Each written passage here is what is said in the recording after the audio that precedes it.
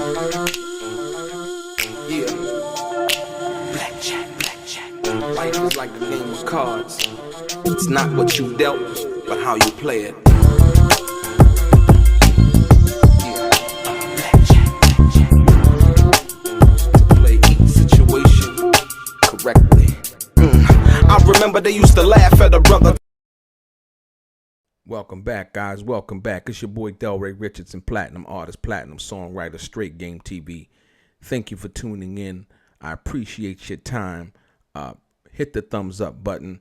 Subscribe to the channel. Like I said, I appreciate your time more than anything. Thank you for hitting the play button. And if you want to be one of the first people notified when I drop some of this straight game, I want you to hit the bell notification. I'm going to get right into it. This question comes from a brother from Billings, Montana. And the question is, DELRAY, after all the information that you've given us in regards to the Tupac situation, what is the reason that you feel Tupac died? And do you feel like it was worth it? And who do you feel like was ultimately responsible? Well, that's a great question. And you know, I had to do my research on this, but I'm going to give you, you know how I do. I like to bring you not what I'm just thinking. I'm going to bring you the facts, and I'm going to get right into it. First and foremost, I feel like Tupac died for nothing. He died for nothing. And he died for something that he really didn't really know anything about, that he was trying to be involved in. And I'm going to prove that with these words that I'm about to read, and you're going to understand where I'm coming from. And it seems that the people around him who were older than him, who you think would have been giving him better information, better guidance. And then in one statement, Suge Knight says that Tupac was my little brother. Well, if Tupac was your little brother, shouldn't you have been giving your little brother or someone you say you love and respect better guidance, better information at that particular point? And I'm going to get into it like this.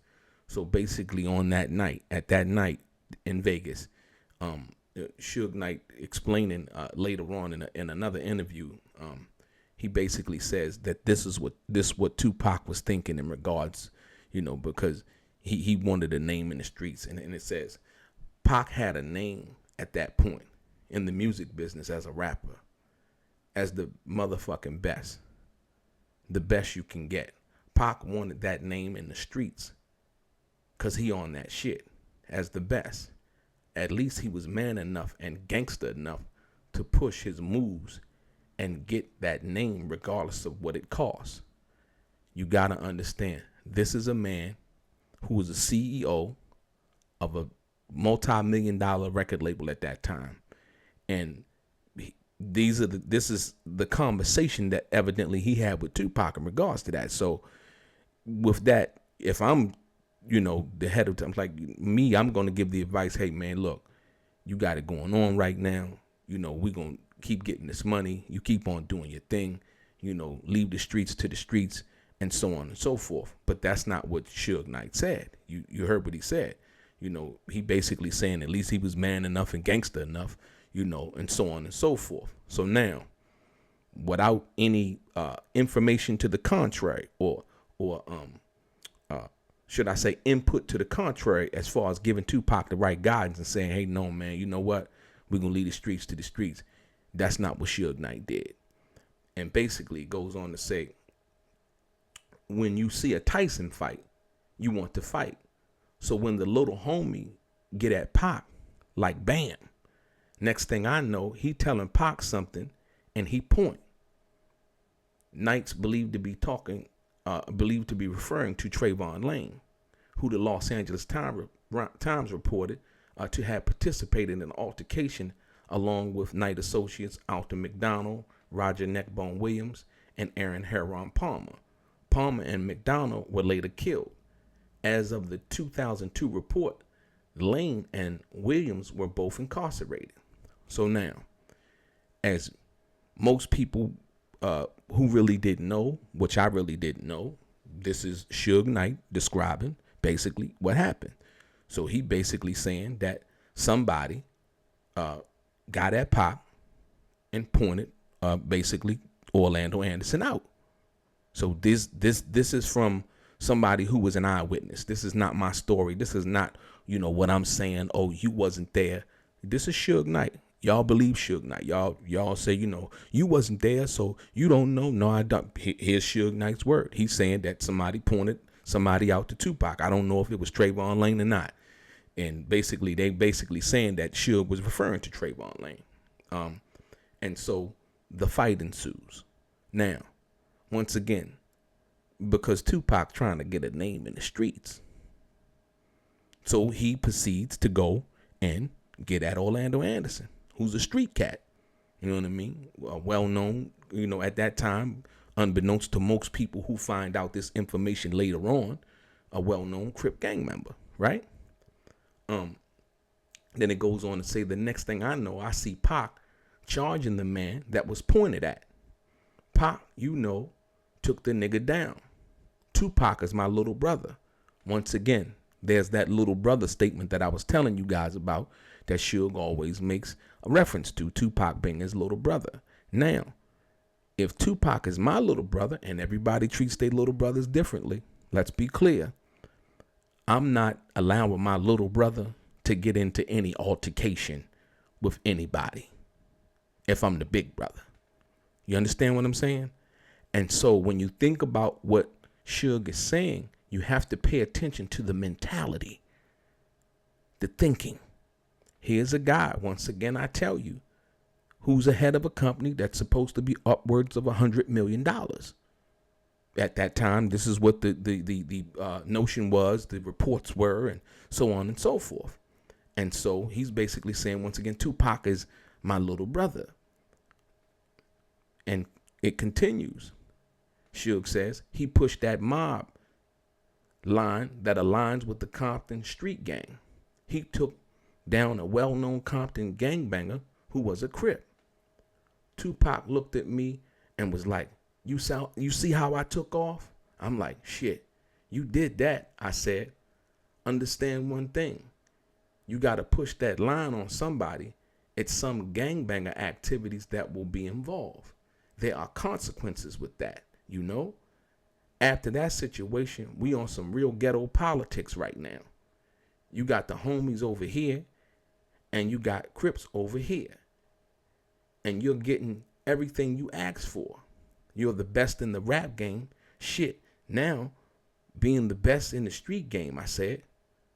The only thing different in the rap game, there's a reward. In the streets, you are known to be, in the streets, when you're known to be the best, you become a trophy. Everybody wants a trophy. Can you believe that, man?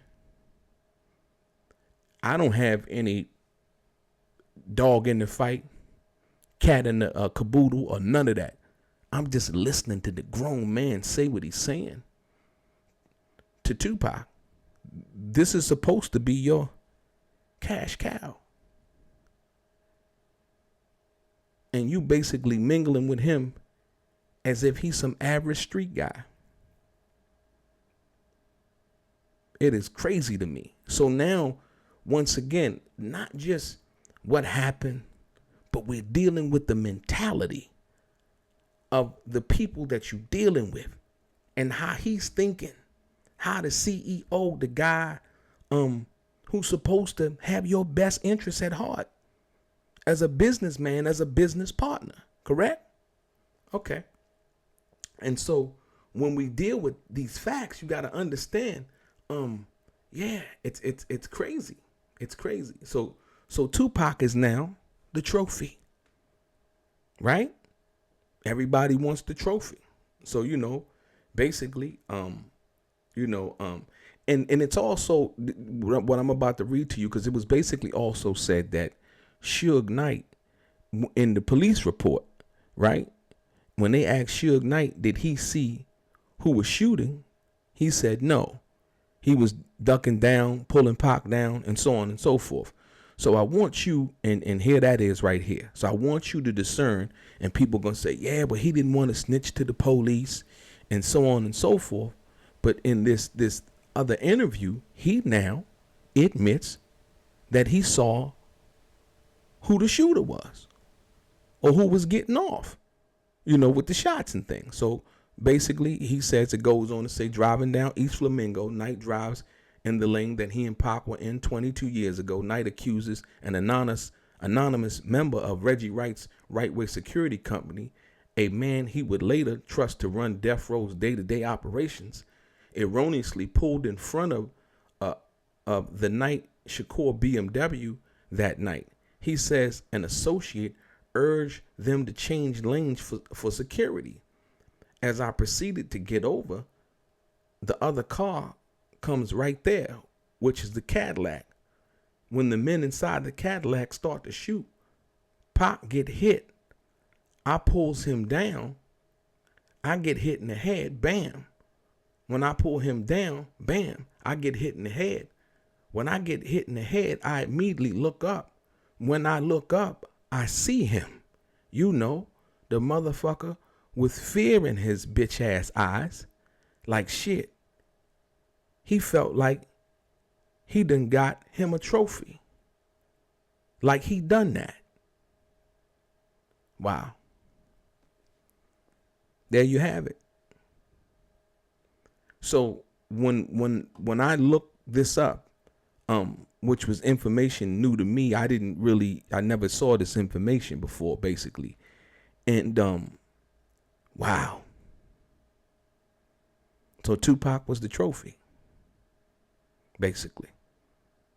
He was the trophy. And so the contrasting thing is, I guess everybody, and like I said, Suge handled it the way he wanted to handle it.